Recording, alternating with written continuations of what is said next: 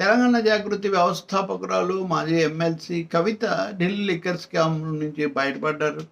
అందులో ఉన్న 23 మందిని న్యాయస్థానం వాళ్ళ మీద కేసులను కొట్టేసింది.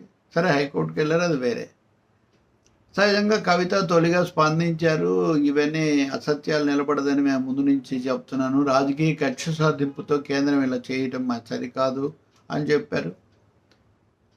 అలాగే మీ సోదరుడు తర్వాత తండ్రి గారు వీళ్ళతో కలుస్తారంటే మిగతా విషయాలను తర్వాత మాట్లాడతాను, మా అమ్మగారి దగ్గర ఆశీర్వాదం తీసుకున్నాను అంతవరకు చెప్పారు. కవిత బీఆర్ఎస్ నుంచి ఎందుకు బయటకు వచ్చారు, వీటి మీద చాలాసార్లు మనం మాట్లాడాం. మొన్న కూడా మున్సిపల్ ఎన్నికల్లో ఒక మున్సిపాలిటీ వచ్చిందన్నప్పుడు, అలాగే ఇతర సందర్భాల్లో ఆమె చేసిన విమర్శలు, రాజకీయ విమర్శలు చేయొచ్చు, కుటుంబపరమైన ఆవేదన కూడా వెలిబుచ్చవచ్చు. కానీ రాజకీయ కోణాలుగా చూడాలి. ఇప్పుడు ఢిల్లీ లిక్కర్ స్కామ్కి సంబంధించి తీర్పు వచ్చాక బీఆర్ఎస్ వర్కింగ్ ప్రెసిడెంట్ ఆమె సోదరుడు కేటీఆర్ ఒక ట్వీట్ చేశారు. అందులో ఏం చేశారు,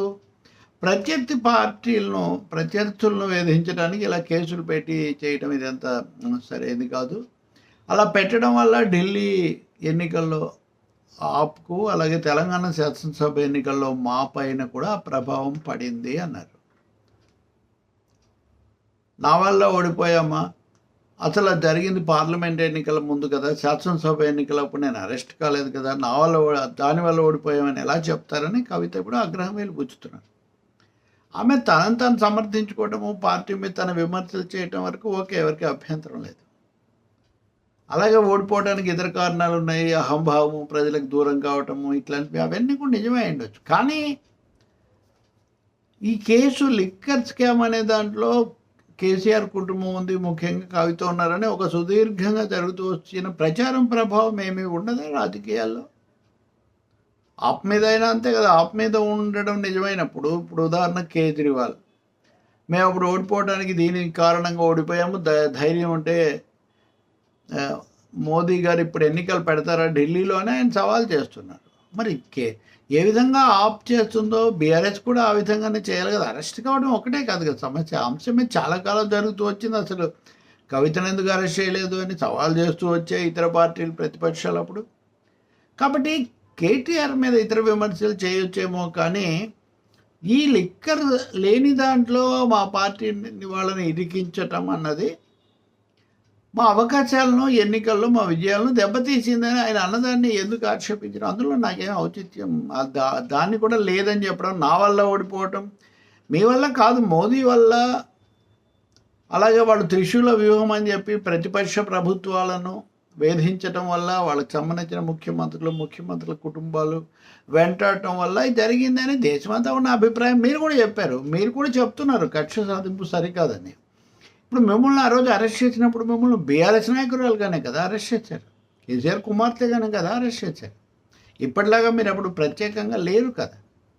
మిమ్మల్ని విచారించారా లేదా, సహకరించారా లేదా, వాళ్ళ రాజకీయాలు అంటే అదే అవన్నీ మాట్లాడుకున్నవే. కానీ ఒక ప్రాథమిక సత్యం అయితే కేంద్రం యొక్క కక్ష సాధింపులో భాగంగా ఇది జరిగింది. ఇది ప్రతిపక్షాలను దెబ్బతీసే కోణం దీంట్లో ఉంది. అది బీఆర్ఎస్ని ఎంతో కొంత దెబ్బతీసింది అని చెప్పడానికి అభ్యంతరం ఏంటి? అసలు ఆ వాదనే సరికాదు, శాసనసభ ఎన్నికల్లో ఈ కేసు ప్రభావమే లేదు, ఏమీ లేకపోతే మోదీ గారు ఎందుకు కక్ష సాధింపుకు దాన్ని తీసుకుంటారు, మీరే అంటున్నట్టు. కాబట్టి ఈ విషయంలో కవిత వాస్తవికంగా తీసుకోవాల్సిన అవసరం ఉంది. కేటీఆర్ కూడా ఆమె బయటకు వచ్చారని కూడా ప్రస్తావించినట్టున్నారు. సరే, వాళ్ళు ఇవి శాశ్వతంగా ఉంటాయి, ఇలా ఉంటాయని కూడా మనం ఏం చెప్పలేం. ఎప్పుడు ఎలాంటి మార్పులు అయినా రావచ్చు, అది వాళ్ళకి సంబంధించిన అంశం. కుటుంబ పరంగా కానీ బీఆర్ఎస్ పరంగా కానీ ఏం చేసుకుంటారనేది వేరే విషయం. కానీ 2023 చివరిలో తెలంగాణ శాసనసభ ఎన్నికల మీద ఈ కేసు యొక్క ప్రభావం పడింది అన్నది నిజం. అది అనేక చోట్ల పడినట్టే ఇక్కడ కూడా పడింది. కేటీఆర్ దాన్ని సూచనగా చెప్తే దానికి పెద్ద అభ్యంతరం తప్పు అని భావించాల్సిన అవసరం లేదు. అరెస్ట్ కాకపోవటం ఎలా ఉన్నా ఆ ప్రచారం చాలా తీవ్రంగా సాగింది కదా. పైగా ఇప్పుడు మళ్ళీ సిబిఐ కోర్టుకి వెళ్తారు, సిబిఐ హైకోర్టుకి వెళ్తుంది, మళ్ళీ ఇది కొనసాగుతుంది కదా.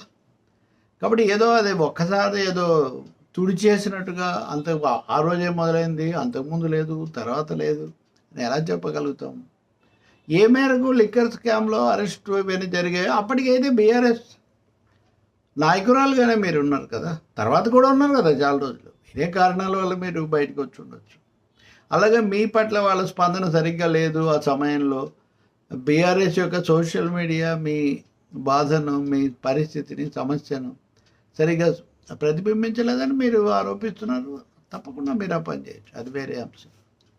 కానీ తార్కికంగా, రాజకీయంగా, వాస్తవికంగా చూసినప్పుడు మటుకు మా ఎన్నికల విజయ అవకాశాలను ఆ అక్రమ కేసు దెబ్బతీసింది అని బీఆర్ఎస్ వర్కింగ్ ప్రెసిడెంట్గా కేటీఆర్ చెప్పడంలో పొరపాటేం లేదు.